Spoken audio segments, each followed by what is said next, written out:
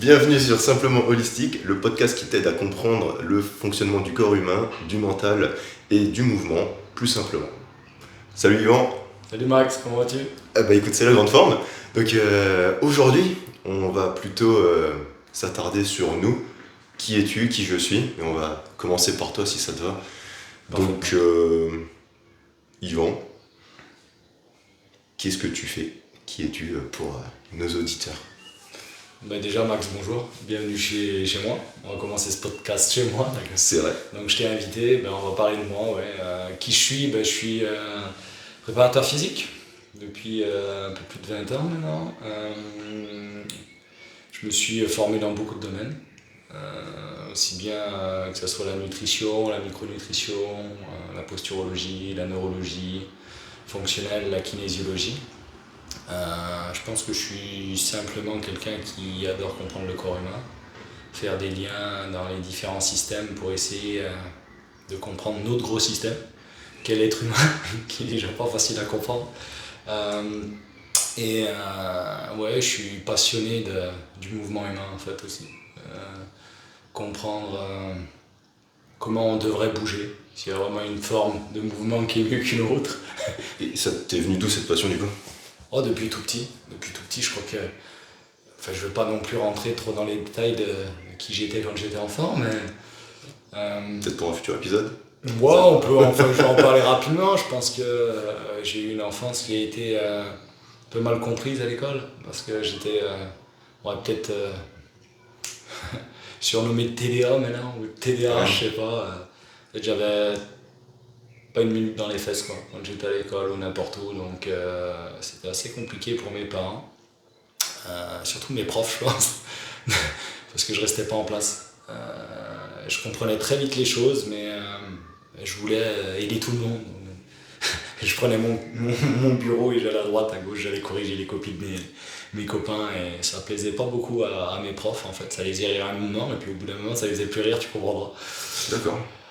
Donc mes parents très jeunes ont vite compris qu'il fallait maîtriser cet excès d'énergie et ils m'ont mis au sport très vite. J'ai commencé le foot très très tôt. À quel âge? À 5 ans, j'ai même pas le droit en fait de commencer le foot, mais il faut que tu bouges toi. Et j'avais pas une minute dans les fesses, vraiment, j'étais toujours en train de bouger quoi. Et donc j'ai commencé à faire du foot très tôt, jusqu'à l'âge de 11-12 ans. Après j'ai eu mes premiers soucis qui sont arrivés, des problèmes de cheville, des grosses entorses. Déjà à cet âge-là? Ouais, à répétition au niveau des chevilles. Après j'ai été quelqu'un qui adorait le ballon, donc j'aimais beaucoup dribbler, je prenais beaucoup de coups, donc les chevilles n'aimaient pas trop et j'ai dû arrêter le foot en fait. Parce que j'avais des gros soucis surtout la cheville gauche et le kiné m'a dit écoute Yvan, tu devrais faire un peu de vélo, ça va te faire du bien. Le fait de la remobiliser, ça va la renforcer. Et puis je me suis mis au cyclisme, en fait. J'y ai pris goût, j'ai roulé, et puis je me suis mis au cyclisme, j'ai été cycliste jusqu'à l'âge de 20 ans, où j'ai eu un très bon niveau, et après j'ai arrêté, et puis j'ai toujours continué le sport. J'ai touché à plein de sports, le squash, le badminton, le triathlon en l'occurrence, où j'en ai fait plusieurs années. Et je pense que ça me canalisait beaucoup, en fait. Le sport me canalise ce surplus d'énergie. Et quel type de sport te canalisait le plus? Où j'ai trouvé on va dire la meilleure équation, je crois que c'était les sports d'endurance. Okay. Pour deux choses, parce que je pense que déjà en sport d'endurance, ça me permettait pendant 2, 3, 4 heures d'être en activation, donc en activité. Ça me permettait vraiment d'éliminer tout ce trop plein d'énergie. Et la deuxième chose que j'aime encore beaucoup, c'est j'aime beaucoup être avec les gens, mais j'aime énormément être seul, de temps en temps. On va dire c'est double face, où j'aime partager du temps avec les gens, mais j'aime me retrouver seul. Et je pense que les sports d'endurance m'apportaient énormément là-dessus. Aller partir en vélo 3 heures, ça me permettait de me changer les idées, ou même courir dans les bois, ça me permettait de m'évader, ça me faisait beaucoup de bien, je crois, au niveau mental. Tu te sentais comment? Libéré quand on est tout seul, sur son vélo ou à courir, peut-être que toi tu l'as déjà vécu, mais il y a plein d'idées qui nous passent dans la tête, qu'elles soient positives, négatives. Des fois on résout même des problèmes, Moi, ça m'arrive plein de fois sur des sorties de vélo ou en courant, de me dire tiens, j'ai ce problème-là, et puis tu reviens de la sortie, tu te dis waouh, j'ai trouvé la solution. Donc, puis même pas que ça, il y a des fois, ça te permet de t'évader, de penser à autre chose, de rester focus sur toi-même. Et je pense que c'est vraiment les sports d'endurance quelque chose qui te permet de ça, peut-être pas tous les sports en tout cas. J'ai fait beaucoup de musculation, j'en fais encore énormément, et je trouve qu'on n'arrive pas à avoir la même chose dans des sports comme ça où il faut être focus, concentré sur son mouvement, et l'endurance enfin, m'a apporté beaucoup là-dessus. Beaucoup. Ouais, en vrai, c'est quand même des disciplines bien différentes. Donc toi, c'est celle-là qui t'a le mieux permis De m'évader, ouais. de me construire, de me canaliser aussi au niveau de l'énergie. Ouais. Parce qu'on me dit souvent que oui, je suis toujours en mouvement. Ok. Donc ta passion à travers le sport ou le mouvement, tu l'as vécu et c'est aussi quelque chose que tu veux transmettre aux autres ou c'est... Ça a toujours été une passion en fait. Et puis à la base, je suis quelqu'un aussi de très très très cartésien, qui veut comprendre beaucoup de choses. Et en fait, je te donne un exemple, dans le club, en cyclisme, quand j'avais à l'époque 14 ans, 14-15 ans, j'ai été l'année première à avoir une montre cardiaque, due à la fréquence cardiaque. Okay. À l'époque, très peu de personnes utilisaient un cardiofréquence-mètre. Maintenant, c'est devenu monnaie courante avec toutes les datas qu'on a, d'avoir une montre connectée, enfin plus même, des Whoop, tout. À l'époque, c'était pas la même chose. Et en fait, moi à l'époque, déjà en cadet, je traquais mes données en fait. Okay. Des entraînements, on me dit tiens, cet entraînement il a été dans cette zone. Donc ouais, j'aime beaucoup comprendre ce que je mets en place dans mes entraînements, et donc naturellement, le fait d'avoir bougé, je me suis beaucoup, comment dirais-je, documenté aussi. Sur ça, pour être meilleur dans mes entraînements. Dès cet âge-là ? Ouais, à 14-15 ans, même en musculation. Je regardais les programmes d'entraînement, alors c'était compliqué là aussi parce qu'il n'y avait pas beaucoup. En fait, si tu veux, quand je faisais la période hivernale, j'allais toujours en salle de musculation, j'étais cycliste pendant 3-4 mois où j'allais faire de la presse, des squats, en me disant mais tiens, ça va m'aider dès que je vais reprendre la saison pour avoir des beaux objectifs et être meilleur, plus performant. Donc dès l'âge de 14 ans, déjà 14-15 ans, je faisais de la musculation. Et j'ai essayé de comprendre pourquoi je devais faire 15 reps, pourquoi je devais faire peut-être 30 reps, pourquoi en vélo je devais faire peut-être plus des séries longues, ou pourquoi la force c'était peut-être pas bon alors que je comprenais rien à l'époque, tu vois. Mais ouais, déjà, ouais, dès cet âge-là, ouais, j'ai toujours voulu comprendre ce que je faisais et si ça allait me servir. Parce que finalement, le temps, c'est ce qui nous manque à tous, et si on peut optimiser ce temps-là, par des entraînements, pourquoi s'entraîner 20 heures alors peut-être en 10 heures tu fais aussi bien. Donc je me posais déjà ces questions-là à cette époque-là, ouais. Tu vois. Donc tu étais déjà dans l'optimisation, dans... Ouais, enfin, l'optimisation je sais pas, mais l'amélioration de mes performances. Ouais. Je faisais attention à ma nutrition déjà, on avait un peu un masseur aussi, un peu un masseur gourou à l'époque. Une fois par semaine on allait voir, il nous massait. Et c'est vrai que lui, il touchait les points, tu vois, il faisait un peu de réflexologie, donc sous les pieds, il touchait certains points, ou même à certains endroits du corps, tu vois, il était formé un peu en médecine chinoise, il touchait certains endroits, il disait tiens, fais attention, t'as le foie qui est un peu en fatigue en ce moment, utilise telle plante, tu vois, donc tout ça, dès l'âge de 13-14 ans, 15 ans, j'ai été nourri un peu à travers tout ça, tu vois, et tiens, tu te dis, tiens, c'est intéressant, je vais le voir, il me masse sous le pied, il touche à un point, il me dit tiens, t'as cet organe qui va pas, il faut que tu prennes cette plante-là. Mais à un moment ou à un autre, tu vois, moi j'essayais de comprendre, je posais des questions, je me disais mais pourquoi t'as touché là et tu me dis que c'est mon foie qui va pas, il va falloir que je prenne des tisanes tous les soirs de ça. Et puis voilà, il me donnait des tips. Donc ouais, j'ai toujours été passionné, je voulais toujours comprendre en fait. Ok. Parce que je pense que si tu comprends pas, tu peux pas intégrer les choses. En fait, c'est difficile de les intégrer. Et si tu les intègres pas, je pense qu'à un moment ou à un autre, tu ne peux pas le faire de façon intentionnelle dans ta vie de tous les jours. Tu vois ce que je veux dire ? Tu le fais un moment et au bout d'un autre moment, si tu ne l'as pas compris, tu laisses tomber. Enfin, moi, c'est ma vision des choses. Après, je ne sais pas si elle est forcément juste, mais c'est pour ça que j'essaie de comprendre, de me dire tiens, ça va avoir des bénéfices, et après, pour moi, c'est un peu plus facile de le mettre dans ma vie de tous les jours, comme une sorte de routine. Tu vois. D'accord. Donc, directement, tu as réussi à être ouvert à des liens dans le corps qu'on ne fait pas forcément de but en blanc. Comme tu dis, un point sous le pied, ça fait le foie. Enfin, souvent, peut-être même encore maintenant, je pense, des personne très réticente à ces sujets-là. Donc au final, toi, tu as été bercé là-dedans, et ton esprit cartésien t'a fait vouloir comprendre le tout. Ouais, c'est ça, c'est tout à fait ça. J'ai toujours voulu comprendre. Je pense que même encore à l'heure actuelle, je vais parler assez directement, mais ça m'emmerde royalement de ne pas comprendre quelque chose, quoi. Ouais. Alors il y a des fois, il y a des choses que tu peux pas tout comprendre ou tu peux pas tout analyser parce que le corps humain c'est compliqué. Comme on l'a dit un peu dans le premier podcast, très rapidement, le corps humain, c'est plein de systèmes qui interagissent entre eux et puis dès qu'il y en a un qui fonctionne pas trop bien, il y en a un autre qui va prendre un peu le relais et donc on a toujours un peu de mal à décortiquer les choses. Mais ouais, je pense qu'il faut essayer de... Moi je suis un passionné, je veux comprendre, voilà, pour faire simple, et ça m'a emmené à mon parcours, si tu veux. J'ai toujours fait du sport, j'ai toujours été là-dedans. Je pense que moi, le sport, de toute façon, c'est pour moi une hygiène de vie, et c'est comme d'aller aux toilettes, c'est comme se laver les dents. Pour moi, c'est même pas une activité. J'ai du mal, quand même, dans mon métier, j'ai eu toujours beaucoup de mal avec les gens qui me disent « Oh, c'est difficile de faire du sport ».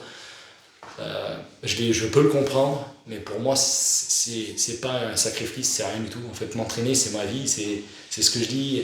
Tu pourras en parler à tous mes proches, tous ceux qui me connaissent. Faire du sport pour moi c'est vital. Comme je te dis, c'est comme de me laver les dents tous les matins. Je me pose pas la question le matin quand je me lève, je vais me laver les dents. Je me pose pas la question de prendre un verre d'eau, la première chose que je fais, de m'hydrater. Pour moi c'est des choses qui sont normales, tu vois ce que je veux dire. Donc le sport a nourri.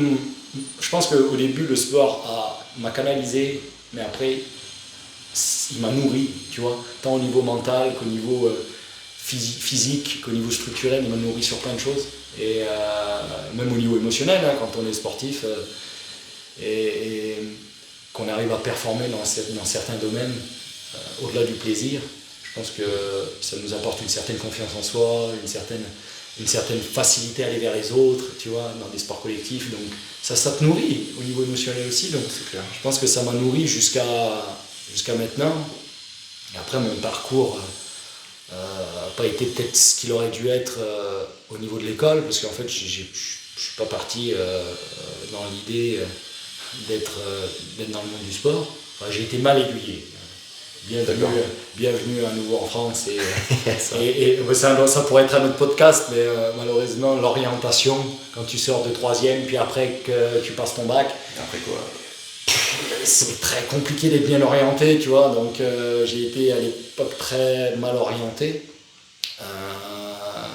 parce que je voulais faire prof de sport. Enfin voilà, j'ai passé des tests pour rentrer et ça s'est très mal passé, entre guillemets, les entretiens. J'avais pas cette vision-là du sport, donc je suis un peu quelqu'un aussi très rebelle à la base,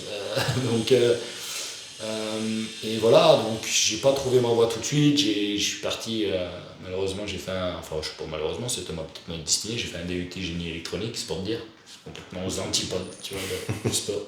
Et en fait j'ai travaillé dans ce domaine-là pendant 1 an et demi, et on en revient à la même chose, être assis sur un bureau à réparer des cartes électroniques. J'ai vite dit mon gars, si tu continues à faire ça toute ta vie, c'est comme si, tu vois, je vais prendre l'exemple d'une plante, et tu vois, elle est belle, hein, tu l'achètes, elle est magnifique, et puis progressivement, tu l'arroses pas, tu vois, elle va faner. En fait, j'ai eu vraiment cette impression. Je me suis dit, mais là, si tu fais ça encore 10 ans, tu vas peut-être gagner ta vie correctement, mais quel est le but? Il n'y a aucun but, il n'y a aucune finalité. Donc du jour au lendemain, j'ai tout arrêté, en fait. Tout arrêté, incompréhension de mes parents. J'étais dans le job responsable d'un service après-vente, j'avais 21 ans, donc tout allait bien, je gagnais ma vie très bien. Pourquoi tu fais ça? Et voilà, je suis reparti dans le sport, j'ai été au CREPS pendant 2 ans et demi, me former pour devenir préparateur physique. et voilà, et finalement, je suis arrivé à faire mon métier de préparateur physique. Voilà. Comment t'en es arrivé à ce déclic de ok, je quitte tout du jour au lendemain, mais pour savoir vers quoi t'orienter, qu'est-ce qui t'a fait dire je vais dans le sport, je vais au CREPS? Alors en fait, j'avais 2 possibilités qui s'offraient à moi. Comme je te dis, je continuais à faire beaucoup de sport, j'étais plus cycliste à l'époque, mais je continuais à aller en salle, je continuais à courir énormément, je courais beaucoup, j'allais faire un peu de vélo de temps en temps quand j'avais envie, mais plus comme j'avais fait des 30 000 par an, c'était fini, 30 000 km par an, là, j'avais plus envie du tout ça. Donc je m'amusais, je faisais du squash, badminton, un peu de foot. Un gars de 20 ans qui touche à plein de sports et qui aime s'éclater tous les jours différemment, tu vois. Et puis l'idée m'est venue, c'est que voilà, j'étais toujours en train de passionner toujours par le sport, à lire des articles. Je continue à lire des articles, tu vois, sur j'en sais rien, la nutrition, sur l'optimisation. Par exemple, sur la course à pied, on était au balbutiement du trail à l'époque. Hein. Enfin, on n'appelait pas ça de trail, on appelait ça de la course de montagne à l'époque, comme c'est pour dire. Donc, et je regardais, tu vois, toujours pareil en physiologie, pourquoi faire du 30-30, pourquoi faire du fartlek, des trucs comme ça. Donc, je me suis dit, putain, mais à chaque fois que tu t'entraînes ou que tu veux, tu as toujours cette notion de, quand tu es compétiteur, j'ai été compétiteur, donc toujours vouloir te dire, tiens, je vais essayer d'améliorer mon petit truc, tu vois, dans l'entraînement. Donc, je me suis dit, c'est fou, je reviens toujours à la même chose. Traquer les données, lire des bouquins. Donc à un moment, je me suis dit, tiens, il faut que tu fasses ton métier. Ce qui te fait vibrer, c'est le sport. Quand tu fais du sport, t'aimes en faire avec les gens, pourquoi à un moment ou un autre, tu partagerais pas ta passion et tu deviendrais pas prépa physique, quoi, tu vois, tout simplement. D'accord. Et en fait, j'avais deux possibilités, soit je devenais préparateur physique ou alors pompier de Paris. J'ai eu deux voies, mais bon, le pompier de Paris, tu sais, toi comme moi, qu'il faut être un grand sportif pour y être. Aussi. Un grand sportif parce que franchement, les tests, ils sont relativement chauds. Et en fait, si tu veux, je m'entraînais parce que tu as des tests pour rentrer au CREPS. Hein. Ouais. Des tests.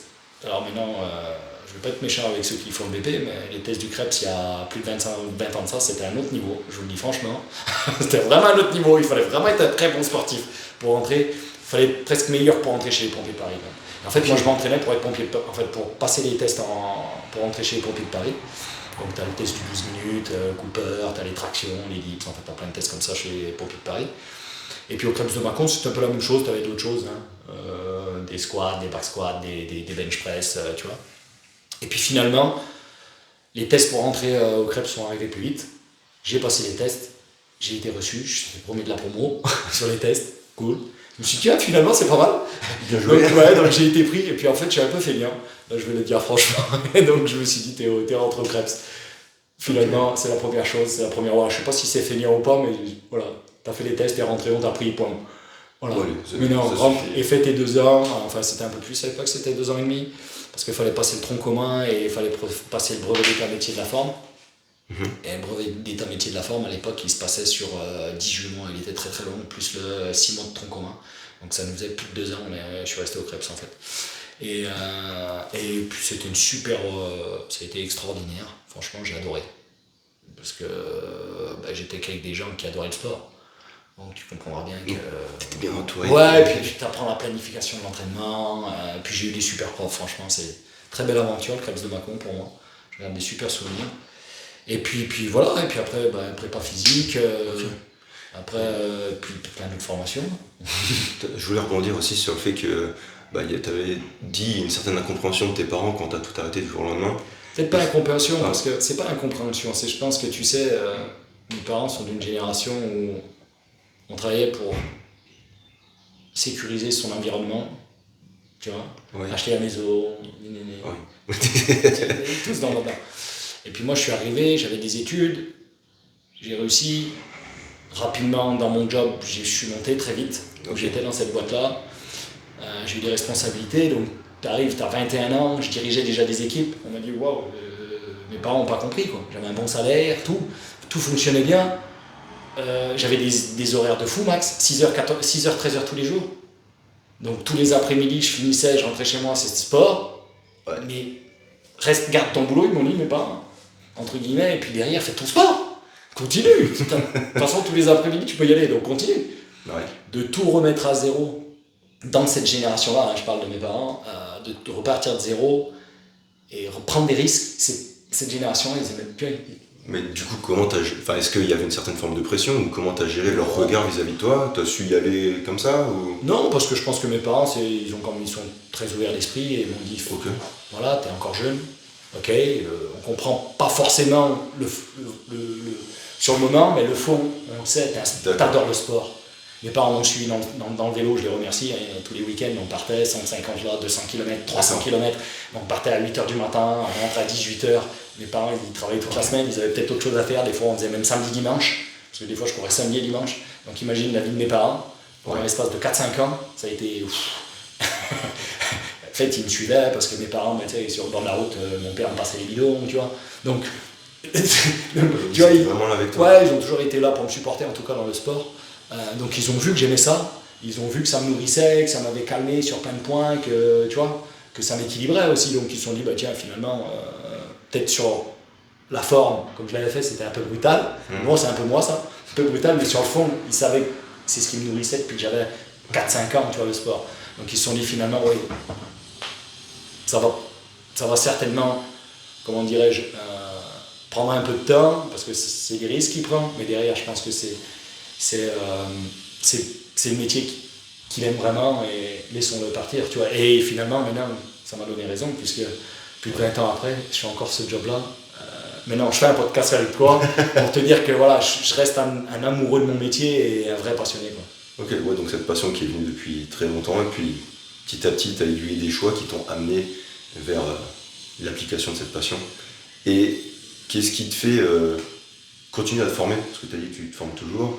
Bon, peut-être, des fois, on peut se dire ah, c'est bon, je sais pas mal de choses, je peux appliquer. Alors, pourquoi je continue à me former? Et je continuerai tout le temps à me former, parce que j'ai plein d'idées encore en tête, sur des formations, bien sûr. Pourquoi je continue à me former? C'est assez simple, c'est que à chaque patient, il y a un problème qui est différent. Et des fois, on peut rencontrer plus ou moins le même problème sur les patients ou les clients. Mais des fois, on voit des problèmes où on n'a pas la solution, même encore maintenant. Et je me dis, si j'avais peut-être cet outil-là en plus sur ma boîte à outils, peut-être que ce client-là, j'aurais pu améliorer les symptômes, peut-être les enlever, mais j'aurais pu lui apporter peut-être une solution ou un début de solution. D'accord. Si c'est pas moi qui lui aurais apporté la solution, j'aurais peut-être pu l'aiguiller chez un autre thérapeute ou un professionnel de santé qui aurait pu apporter une vraie solution. Donc ça m'est arrivé tellement de fois encore, si tu veux, Max, ça, après coup. Maintenant que je suis plus formé dans plusieurs domaines, de me dire, tiens, si ce patient-là ou ce client-là, je l'avais vu maintenant, j'aurais pu lui apporter des vraies solutions. Parce que je suis formé et j'avais pas ces outils-là à cette époque-là. Toi qui as ce besoin de comprendre, comment tu as pu gérer peut-être cette frustration de ne pas comprendre sur le moment? Ça a été très dur, ça. Très dur pour une personne comme moi qui est perfectionniste, qui veut tout comprendre. Ça a été très compliqué, mes premiers clients en coaching. Surtout ceux avec qui ça ne marchait pas. Enfin, les résultats n'étaient pas forcément là, que ce soit par exemple pour de la perte de poids, pour des pathologies diverses, problèmes d'épaule, problèmes de genoux, ou des choses comme ça, si tu veux, c'était frustrant, vraiment frustrant. Et j'ai peut-être aussi, au niveau de mon côté, j'ai un côté un peu sauveteur, tu vois, de vouloir toujours aider les gens et de vouloir les sauver, quoi qu'il en soit, de me dire tiens, ça n'a pas marché ça, mais je vais essayer autre chose. Mais des fois ça ne marchait pas, des fois je ne suis pas arrivé, je le dis franchement. Donc, et c'était frustrant, très frustrant, c'est pour ça que j'ai voulu me former. Et est-ce que tu aurais peut-être un petit tips à donner? Je sais pas si quelqu'un est dans la même situation et bien comprendre, mais des fois se trouve pied devant le mur, à pas réussir quoi faire, ou appréhender son émotion dite négative, entre guillemets. Pas forcément que ce soit négatif, mais est-ce que tu aurais une petite astuce, ou comment toi ça t'a réussi à... Moi je pense qu'il faut être humble, honnête avec les personnes que tu as entre les mains, que tu coaches, que tu essayes de réparer ou que tu optimises la performance, tu vois ce que je veux dire. Chaque être humain est différent. Et moi je leur disais, j'ai eu du mal au début, mais au bout d'un moment, franchement, donc le petit tip, ce que je dirais, ça serait simplement de dire à la personne qu'on coach ou qui vient nous voir qu'on n'a pas la solution à tout. Il faut être honnête, même encore à l'heure actuelle, ça m'arrive avec des personnes de me dire écoutez, je ne peux pas vous apporter de solution, je peux le référer, mais je ne suis pas sûr qu'il aura la solution parce que on ne peut pas tout maîtriser. Le corps humain, c'est quelque chose de très très complexe et je pense qu'il faut juste avoir l'honnêteté de dire je ne sais pas. Voilà, c'est tout, je ne sais pas. Je peux référer à quelqu'un et on verra s'il a la solution. Mais voilà. Je dirais juste ça. Être franc et honnête avec la personne qu'on a en face et surtout ne pas lui faire croire qu'on a la solution si on la pense. Je crois que ça malheureusement c'est la pire des choses, qu'on a la pilule magique, ça n'existe pas et je crois qu'il faut être honnête. Et je pense que même j'irai plus loin, cette honnêteté et cette franchise va te ramener de la crédibilité sur du long terme. Parce que les gens vont dire waouh, quand il sait pas, il sait pas. Mais par contre, ça ne veut pas dire que tu vas pas chercher quand même la solution. Derrière. Tu vois ce que je veux dire? Mais être honnête. Ouais. Humble, honnête. Ok. Bien. C'est pas facile. Hein. Oh, c'est clair, c'est des qualités à développer. À développer, oui. Donc, tout le monde n'est peut-être pas forcément humble. C'est pas. Oui, après ça s'apprend. Mais si tu veux être honnête avec tes patients, je pense que c'est un minimum à avoir. Déjà être honnête avec soi-même. Ouais, avec soi-même déjà. Déjà. Exactement, c'est la priorité. Exactement. Tu vois. Ok. Donc, je pense que j'ai bien vu ce qui t'a amené à faire ça. Est-ce que y a autre chose que tu aimerais témoigner autour de la sphère sportive ou professionnelle, avant de parler sur quelque chose d'un peu plus perso? En fait, je me suis aussi formé parce que, ayant été quand même sportif pendant pas mal de temps, à un bon niveau, on va dire, comme tout sportif, je me suis pété. Ouais. On se pète tous quand on est sportif de toute façon, parce qu'on essaye toujours d'aller sur la ligne, ouais. Mais des fois, on bascule du bon côté, donc waouh, cool, tout fonctionne magnifique, c'est parfait. Et ça t'arrive une ou deux fois dans ta vie, en fait, le côté où t'es basculé du côté parfait, c'est quand tout est aligné, ça, tu vois. Oui. Que tu sais pas pourquoi, c'est le jour de la compétition, tout est aligné, tu sais pas pourquoi, tout va bien fonctionner. Tu pourrais tout faire, de toute façon, tout marche pas. Mais ça marche pas souvent. Ouais. Et puis, on voudrait tous que ça marche très souvent, mais c'est compliqué quand même. Et puis, tu as le côté de ça où tu as tout bien fait, tu penses, et puis ça va pas. Donc, tu vas avoir des soucis digestifs qui vont arriver, tu vas avoir des soucis, des pathologies, que ce soit des pathologies musculaires, tendineuses qui vont arriver. Et puis, vu que tu es sportif, tu dis non, il faut continuer. C'est pas grave, ça va passer. Puis ça passe pas, quoi. Et puis ça s'empire. Et puis ces douleurs, tu les gardes 1 mois, 2 mois, 3 mois, 6 mois, 1 an, et c'est de pire en pire. Donc voilà, j'ai essayé de comprendre aussi pourquoi j'avais des problèmes digestifs, comme toute personne qui fait de l'endurance. De toute façon, à un moment ou l'autre, t'es obligé que tu passeras par des problèmes digestifs quand tu fais du long. Donc voilà, c'est pour ça que je me suis formé aussi en nutrithérapie. Parce que oui, j'ai déjà des problèmes moi-même, je vais essayer de me soigner moi-même, sachant qu'à chaque fois que j'allais voir des professionnels de santé, là aussi je ne vais pas être trop critique, mais j'allais les voir, il n'y avait pas de solution. Ouais, ça arrive. Tu vois, donc c'était super embêtant. J'ai eu des problèmes genoux, et là pareil, la première personne que j'ai été voir c'était un posturologue, première personne, non après, pleine professionnelle. Okay. J'ai été voir un posturologue et je me rappellerai toujours du mec qui me dit j'ai un problème de genou, monsieur, on va vérifier vos pieds. Bon là ça allait encore. En tant que prépa physique, on va vérifier vos pieds. Ça allait cohérent. Tu vois, c'était pas trop mal. Et puis après il me dit vos pieds, il y a du travail déjà. Je pensais les travailler, mais bon, il y avait du travail. Et puis après il me sort, on va quand même regarder vos yeux. Ah, je le regarde. J'ai mal au genou, l'autre il me dit on va faire des tests sur les yeux. Ok. Je comprends pas trop le truc, quoi, tu vois. Mais bon, je lui fais confiance, je suis chez lui. Et puis il me fait des tests, différents tests, dont un test de convergence. Et puis quoi, il voit que mon œil gauche, complètement lazy. T'as un œil qui converge, l'autre qui part. Ah ouais, l'autre, il sait même pas où il va, quoi. L'œil gauche perdu, quoi, complètement perdu, l'œil gauche, quoi. Et il me dit, une fois qu'on aura soigné votre œil gauche, vous verrez, vous n'aurez plus de problème de genou. Tu le regardes. Peut-être toi quand tu viens de la prépa physique, ouais, du mouvement, qu'on t'a parlé, quand t'as un problème de genou, de regarder soit en dessous, soit au-dessus, tu vois, un peu, tu vois, je fais gros, mais oui. Tu peux ce phénomène-là, qu'il y a des articulations mobiles, d'autres stables. Qu'est-ce qu'il est en train de me parler de mes yeux, quoi. Ben voilà, puis j'ai travaillé énormément sur mes yeux, et puis j'ai plus de problème de genoux. Et pourtant, j'ai pas renforcé tous mes genoux, tu vois. Moi, j'ai fait du travail de pied, peut-être que le pied aussi m'a aidé, en fait, tout est interconnecté, on le sait bien évidemment, mais plus de problème de genoux, quoi. Quand je recours, plus rien, donc ouais. Donc voilà, en fait, tu vois, c'est en découvrant des spécialistes comme ça, tu te dis. Et puis tu cherches. tu vois. Ouais. Après, tu commences à chercher un peu plus, tu te dis, tiens, pourquoi lui, il me parle des yeux pour mon genou, quoi. Et puis, tu commences à fouiller, hein. Tu commences à regarder, comme je t'ai dit, hein, en posturo, et On va plus regarde large. les écrits, et puis tu te dis, tiens, ouais, il y a une petite relation, tiens. Et ouais, ça peut être intéressant, les yeux sont quand même pivot rotatoire au niveau des genoux, tu te dis, ouais, tiens, il y en a, il fonctionne pas très bien, peut-être que le pied va pas bien fonctionner, le genou il va péter, pas bête. Donc voilà. Tu vois. Donc c'est parti de mes problèmes à moi, hein, quand même. Ouais. On est quand même tous un peu égoïstes. Tu sais, quand on a des problèmes, on veut aussi les résoudre soi-même. Surtout quand je te dis, hein, mon genou, j'avais été voir énormément de spécialistes, hein, vraiment, donc IRM, scanner. Ouais, vous avez des genoux de bébé, il me disait. Putain, j'ai des genoux de bébé, je cours 5 km, au bout de 5 km, t'as l'impression que tu mets des coups de couteau dans le genou, quoi. Et je le rêve pas, hein, tu vois. Ouais. Donc, quand t'as des choses comme ça, où tu galères un peu, où tu tournes en rond, pareil pour mes problèmes digestifs, je tire énormément sur la corde avec le sport, avec le travail. Je pense que tu vois un peu comment je suis, même Oui. encore maintenant.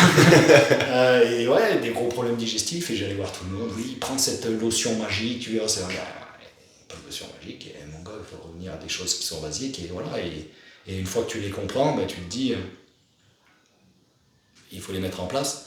Donc voilà, je me suis formé aussi beaucoup pour ça. C'est pour ça que je voulais le dire, tu vois. Mes problèmes ont été aussi une source de curiosité pour comprendre à nouveau, une nouvelle fois, pour comprendre pourquoi j'en étais arrivé là. Et c'est pas toujours facile aussi, hein, de tout remettre en place, parce que tu penses que tu fais déjà tout bien.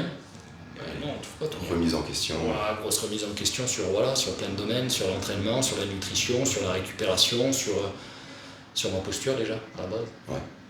Et est-ce que je peux te demander qu'est-ce qui a permis de régler tes problèmes digestifs? Problème digestif, c'est beaucoup de choses. Beaucoup de choses. Peut-être sans trop rentrer en détail, c'est pour faire l'objet de notre... Ouais, problème discussion, digestif, c'est écouter. Même encore si j'ai beaucoup de mal. Écouter. Mais écouter les signaux de mon corps. Même si je continue toujours à être quelqu'un qui travaille beaucoup, qui a une vie à 300 à l'heure. Mais c'est essayer de plus s'écouter. Des exemples simples, par exemple, même si j'avais une nuit très courte, j'avais programmé un entraînement, je devais faire l'entraînement, tu vois. Maintenant, j'ai fait une nuit courte, je suis fatigué, l'entraînement, je ne le ferai pas. Ou j'irai faire autre chose, j'irai marcher dans la forêt, j'irai faire un travail de respiration, un travail peut-être, tu vois, alors peut-être pas de OS, parce que je mélange plusieurs méthodes, comme tu le sais, tu vois, mais je vais peut-être passer 15 minutes, 20 minutes à rouler sur le sol, tu vois, à faire des exercices, marcher sur mes bouts de bois, là. Des trucs, comme je dis toujours, qui vont pas me faire dépenser de l'énergie, mais qui vont me ramener de l'énergie. Marcher en forêt, faire de la respi, faire des exercices sympatoches de reset, tu vois ce que je veux dire? Voilà. Donc c'est beaucoup. J'ai appris avec le temps à écouter beaucoup plus les signaux que mon corps m'envoyait. Fatigue, petite douleur, tu vois, choses que je faisais pas avant, tout simplement. Donc je les ai réglées grâce à ça, et puis d'autres choses, hein, grâce à la nutrithérapie, à certains compléments alimentaires, Ouais. bien évidemment, mais Déjà, ce premier conseil, il vaut de l'or. chose simple, il faut s'écouter. Je le dis à beaucoup de gens ils trouvent que des fois c'est trop simple quand ils viennent voir des gens en consultation. Ils me disent ouais mais s'écouter, ça veut dire quoi? C'est écouter, il y a des symptômes, le corps humain il est incroyable. Avant d'être malade, il va te le dire, il va déjà bien te le dire. Par ta façon de respirer, ta façon d'aller aux toilettes, ta qualité de ta peau, tes yeux. Donc il y a plein de choses. Même ta façon d'interagir avec les autres. T'es zen, t'es irritable. Wow, tous ces symptômes, il n'y a pas besoin de... C'est ce que je dis aux gens, pas besoin de data. Whoop, tu le vois tous les matins. Justement, là-dessus, toi qui, tu l'as dit, tu étais très dans la data avant. Là, tu as appris justement à t'écouter, c'est un conseil que tu donnes. Comment, parce qu'il y a beaucoup de gens qui sont dans la data, comment réussir à s'en dédouaner petit à petit et réussir justement à se rapproprier plus son corps et à ces signaux qu'il envoie? On peut donner... Eh ben c'est assez fou ce que je veux te dire, c'est que depuis quelques années, on va dire, je pourrais pas te dire exactement daté parce que ça servira à rien, mais je suis beaucoup moins dans la data. Beaucoup moins. Alors, j'ai compris certaines choses que j'avais lues aussi. Tu sais que l'un de mes mentors, moi, ça reste Paul Chek, qui pour moi est celui qui a été le plus loin dans la santé holistique à l'heure actuelle, de ce que je connais, qui se fait dans le monde, hein. à mon avis. Je me suis formé avec lui en lifestyle, justement, et dans d'autres choses, dans l'entraînement, sur la rééducation au niveau du dos, des choses comme ça. Et j'avais pas compris ce qu'un mec même comme ça. Pourtant, j'ai lu plein de bouquins de lui, hein. J'ai lu des podcasts, je suis formé avec lui. Donc, mais j'avais pas compris la force de ces mots. Tu vois ce que je veux dire? Et de s'écouter. Et alors peut-être l'âge qui me fait que je deviens peut-être plus mature et je traque beaucoup moins la data maintenant, que ce soit dans mes entraînements, en fait de partout. Même quand je m'entraîne maintenant, je vais le faire énormément au feeling, à ma sensation, et plus me dire tiens aujourd'hui je vais dire une connerie, je vais bencher 3 reps à 85% de mon max. En fait je le fais énormément sur comment je le sens, comment je le ressens, comment mon système nerveux il est. Je t'ai dit que je me testais toutes les fois avant de m'entraîner sur certains exercices, c'est pas pour rien. Je vois mon système nerveux comment il est, j'utilise moi le test de Podcheck, je me mets sur un Swiss Ball, comme on a vu la dernière fois qu'on était à la salle. Je me mets à genoux sur un Swiss Ball, debout, et je le vois tout de suite en fait, comment mon système nerveux il est, à l'instant T.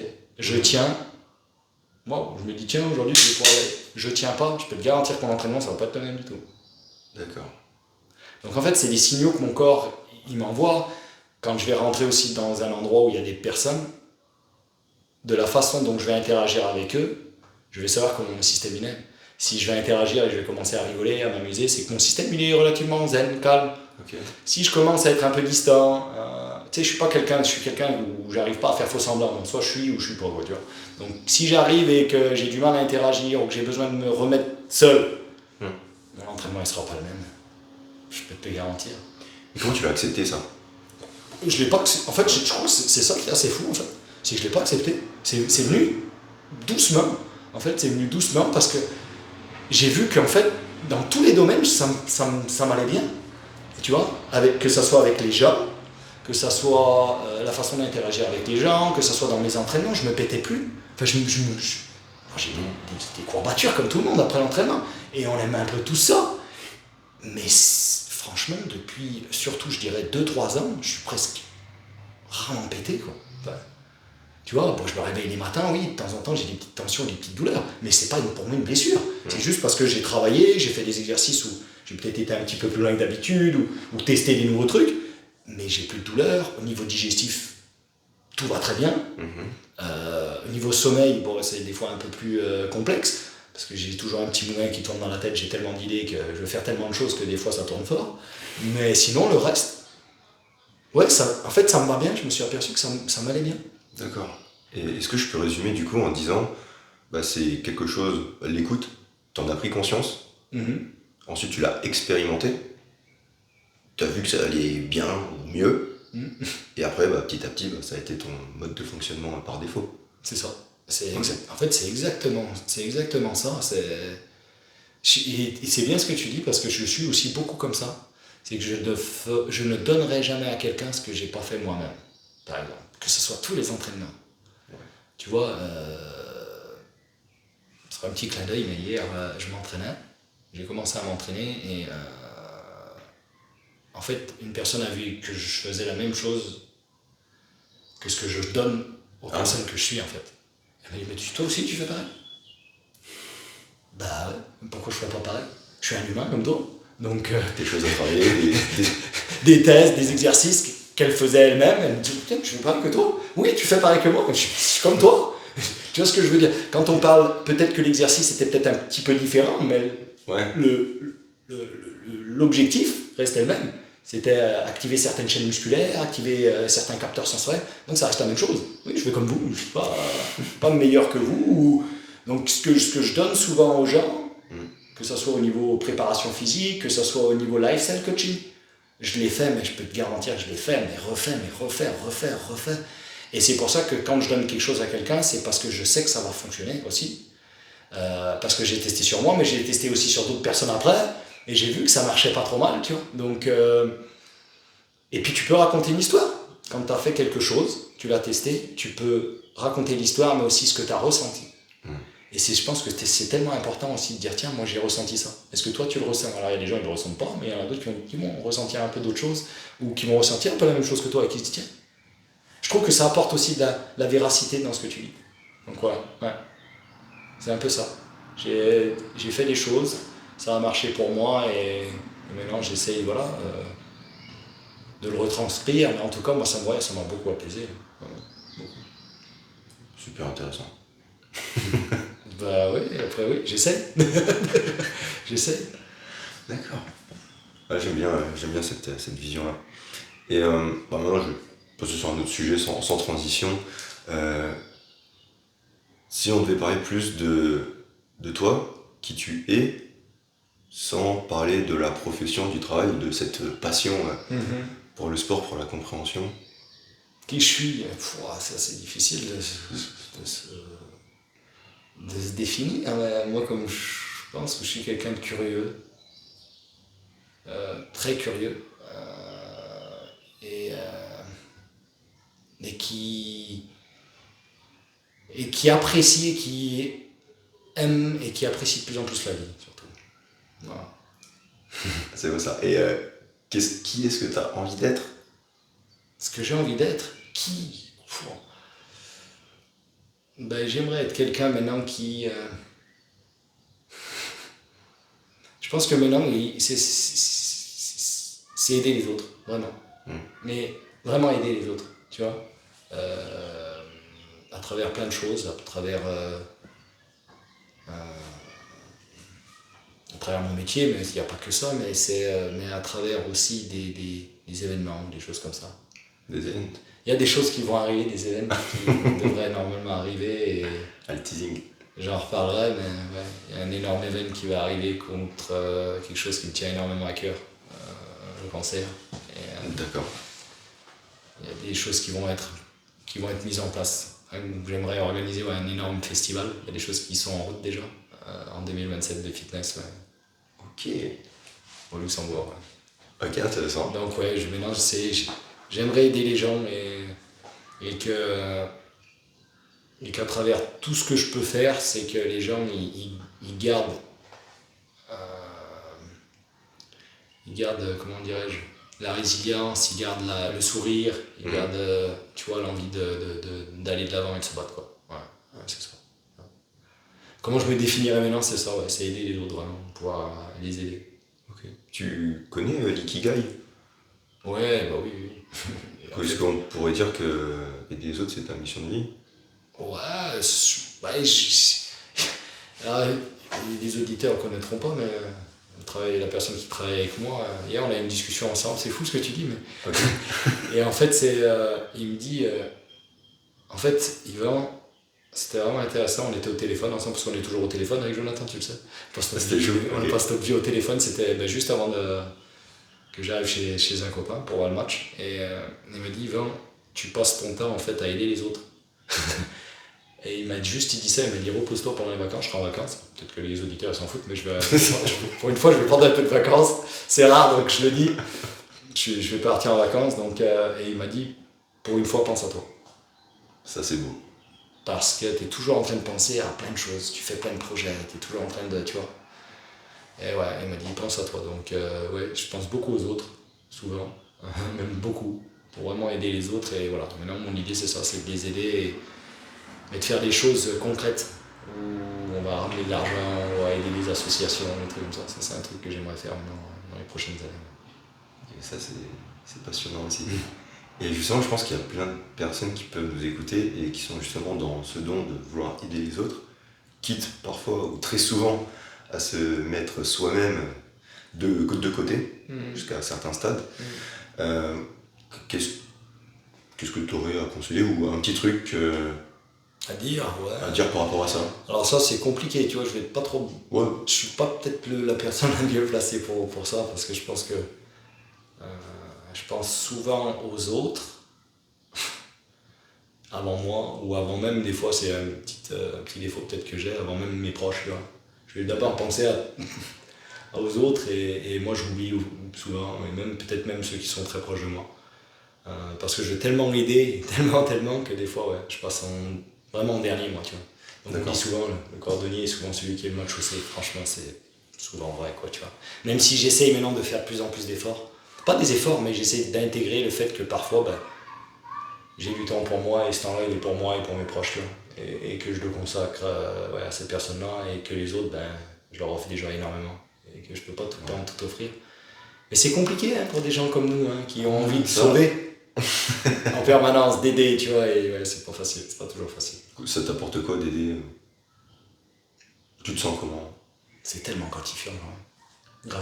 Et puis c'est de voir quelqu'un qui avait un problème ou une douleur et que la personne elle vient te voir et puis qu'elle a un grand sourire et qu'elle te dit maintenant j'ai plus mal et puis je peux retrouver une vie normale ou refaire l'activité que j'adorais et que je pouvais plus faire depuis des années. C'est tellement... un sourire, ça fait tellement plaisir de voir un vrai sourire, tu vois, d'une personne. Donc il y a ce côté-là aussi, tu vois, qui est tellement important pour moi et... Ouais, je pense que c'est pour ça aussi que j'ai envie d'aider les gens, tu vois, apporter un peu d'espoir, que finalement rien n'est perdu. Même quand tu as été voir plein de spécialistes, tu vas peut-être tomber un jour sur quelqu'un qui va régler ton problème. Faut garder espoir. Faut garder espoir, c'est justement... tu vois le festival que je refais un teasing. En mars 2027, j'en profite, tu vois. Même la date. Il s'appellera en mars 2027. Il va s'appeler Move for Hope. Bouger pour l'histoire. Tu vois. Donc on en revient toujours à... voilà, tu vois. C'est la suite logique de toutes les années où j'ai aidé les gens. Maintenant, je veux les aider et que ça prenne plus d'ampleur, tu vois. D'accord. Là, je vais me permettre de poser une question peut-être un peu plus personnelle. Tu dis aider les autres, voir leur sourire, ça t'apporte de la gratification. Des fois, personnellement, j'ai du mal à accueillir ce sourire, me dire c'est bien, tu vas mieux et c'est cool, allez continue, mais je le prends pas personnellement, ou je vais pas me gratifier ou me sentir gratifié derrière. Moi, je dis pas que c'est un problème ou quoi, mais... Non, mais je pense qu'il faut vraiment l'accueillir comme chose de chaleureux et tu sais, les gens, c'est énorme, des fois tu peux améliorer la qualité de vie de personnes de façon incroyable et ils te donnent juste leur ressenti à travers un sourire ou à travers des mots. Ouais. Et je pense que c'est important aussi de les accueillir en leur montrant que toi aussi ça te fait du bien. Tu vois, je pense que c'est même hyper important pour le mental. La personne te sourit, toi tu lui montres que ça te fait du bien toi aussi, même peut-être un sourire, je pense que c'est communicatif quoi, donc... Ouais, je suis d'accord. Donc ouais, moi j'avais du mal aussi ça, quand il y a eu quelques années, beaucoup de mal, j'étais quelqu'un de très pudique. Oui. Dans mes sentiments en fait, j'avais du mal à les montrer, tu vois. Vraiment beaucoup de mal à les montrer ou à en parler et non, j'ai peut-être moins de difficultés en tout cas. C'est pas toujours parfait, mais on est un peu moins quoi. Donc quand quelqu'un il est content et très heureux, je le montre plus facilement en tout cas. Je pense que c'est important pour la personne. Oui aussi qu'elle se sente considérée ou écoutée et que c'est communicatif. J'ai apporté entre guillemets des mots qui sont forts pour elle. Je pense que c'est important de lui montrer que toi aussi tu les as bien écoutés, bien accueillis et que sur ton visage ça transpirait aussi ces mots. La communication. Je pense que c'est ça, tout à fait. Ok. Ah, c'est fort. Et est-ce que tu as envie de dire, aborder un autre sujet avant que je te pose une dernière question? Non, je pense que déjà, pour moi, c'est pas facile de me mettre à nu comme ça. Je pense que j'ai déjà parlé de beaucoup de choses sur moi. J'ai des potes qui disent de moi, on pourrait faire des livres. Mon frère, par exemple, dit souvent de moi, on pourrait faire des livres parce que j'ai tellement eu une vie riche, dans le bien ou dans le pas bien. Mais non, je pense que j'ai déjà dit pas mal de choses donc, sur moi, c'est déjà bien, ça suffit. Je pense que les gens auront compris mon parcours, pourquoi j'en suis là et où je veux aller et pourquoi aussi je vais mettre certaines choses en place. C'est pas pour rien, si on fait un podcast, s'il y a d'autres choses qui vont suivre, de voir tout ça. Ils vont comprendre pourquoi j'en suis arrivé à faire ça et que c'est pas anodin. Yvan, il est pas tombé de là, il y a une histoire derrière quoi. D'accord, merci du partage. Et du coup, j'ai quand même posé la dernière question. On va voir. je vais faire un clin d'œil à un autre podcast qui reprend cette question, j'ai rien inventé, c'est Le Déclic de Alec Henry. Et du coup, je vais te laisser le mot de la fin concernant à partager, une phrase à partager. C'est un déclic, une situation, une phrase, une expérience, quelque chose que tu as vu ou que tu as vécu, qui a façonné la personne que tu es aujourd'hui. Bon, tu es libre d'avoir le mot de la fin. Ouais, déjà merci, c'est gentil de me laisser le mot de la fin, mais une situation, un mot, quelque chose, il y en aurait tellement des situations qui ont façonné la personne que je suis et... La première qui t'est venue en tête, souvent la meilleure. Même si... Franchement, je te jure, quand je t'ai écouté, il y a tellement de choses qui ont fusionné, comme si c'était des météorites dans ma tête, dans mon cerveau, qui sont venus me dire une situation. Après, j'en ai plein. Je voudrais pas être trop glauque, mais je pense que c'est le décès de mon père il y a 2 ans, qui m'a vraiment remis un coup de pied dans les fesses en me disant carpe diem, la vie est trop courte. Et va au bout de tous tes rêves. Franchement. Parce que ça passe tellement vite. Que ouais, je voudrais vraiment dire ça, c'est que profite du moment présent, vis dans le présent déjà, mais essaye de mettre en place tout pour atteindre tes rêves. Vraiment, c'est juste ça que je voudrais dire. Ouais. Parce que quand tu te retournes et que si tu les as pas réalisés, je pense que bah ouais, t'as pas écrit toutes les lignes de ta vie, quoi. Et je pense que c'est con. voilà, j'arrête. Ouais, je suis juste sur ça, quoi, tu vois. Mais justement, ça veut dire qu'il faut bouffer la vie à pleines dents. Tu vois. Je pense que ouais, ça, et je rebondirais, et si je rebondissais sur un film, ça serait que c'est avec des potes disparus, tu vois. C'est un peu fou, mais ouais, de cette situation-là, en fait, c'est un film que j'ai adoré, et en fait, si tu veux, quand mon père est décédé, je pense qu'en fait, beaucoup d'images de ce film sont revenues me percuter, et d'où Carpe Diem, profite du moment présent. Si tu veux, c'est un film avec Robin Williams qui est extraordinaire, franchement vraiment extraordinaire, et ouais, donc allez voir, déjà, vous comprendrez pourquoi je parle de ce film-là, il est monumental, et c'est merveilleux de tout, et même de rien presque, pour pouvoir, entre guillemets, profiter vraiment de la vie et du moment présent. Mais construire aussi ses rêves et les atteindre. Tu vois, il n'y a pas que de moment présent, mais aussi, voilà. Je finirai avec ça. Merci Yvan, je ne rebondirai pas là-dessus. Merci beaucoup Max. À très vite pour le prochain.